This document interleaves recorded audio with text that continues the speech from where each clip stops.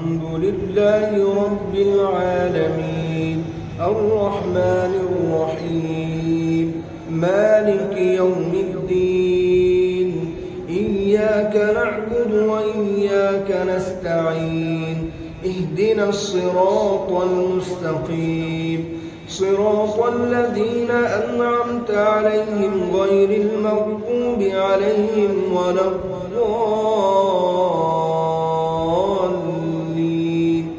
بسم الله الرحمن الرحيم ضاف والقرآن المجيد بل عجبوا أن جاءهم منذر منهم فقال الكافرون هذا شيء عجيب أإذا متنا وكنا ترابا ذلك رجع بعيد قد علمنا ما تنقص الأرض منهم وعندنا كتاب حفيظ بل كذبوا بالحق لما جاءهم فهم في أمر مريج أفلم ينظروا إلى السماء فوقهم كيف بنيناها وزيناها وما لها من فروج والأرض مددناها وألقينا فيها رواسي وأنبتنا فيها من كل زوج بهيج تبصرة وذكرى لكل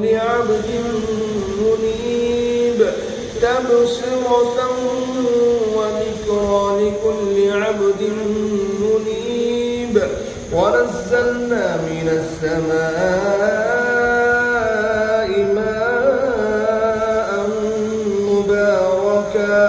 فأنبتنا به جنات وحب الحصيد والنخل باسقات لها طلع نضيد رزقا للعباد وأحيينا به بلدة ميتا كذلك الخروج كذبت قبلهم قوم نوح وأصحاب الرس وثمود وعاد وفرعون وإخوان لوط وأصحاب الأيكة وقوم تبع كل كذب الرسل فحق وعيد أفعينا بالخلق الأول بل هم في لبس من خلق جديد ولقد خلقنا الإنسان ونعلم ما توسوس به نفسه ونحن أقرب إليه من حبل الوريد إذ يتلقى المتلقيان عن اليمين وعن الشمال قعيد ما يلفظ من قول إلا لديه رقيب عتيد وجاءت سكرة الموت بالحق ذلك ما كنت منه تحيد ونفخ في الصور ذلك يوم الوعيد وجاءت كل نفس معها سائق وشهيد لقد كنت في غفلة من هذا فكشفنا عنك غطاءك فبصرك اليوم حديد وقال قرينه هذا ما لدي عتيد ألقيا في جهنم كل كفار عنيد مناع للخير معتد مريب الذي جعل مع الله إلها آخر فألقياه في العذاب الشديد قال قرينه ربنا ما أطغيته ولكن كان في ضلال بعيد. قال لا تختصموا لدي وقد قدمت إليكم بالوعيد ما يبدل القول لدي وما أنا بظلام للعبيد. يوم نقول لجهنم هل امتلأت وتقول هل من مزيد وأزلفت الجنة للمتقين غير بعيد هذا ما توعدون لكل أواب حفيظ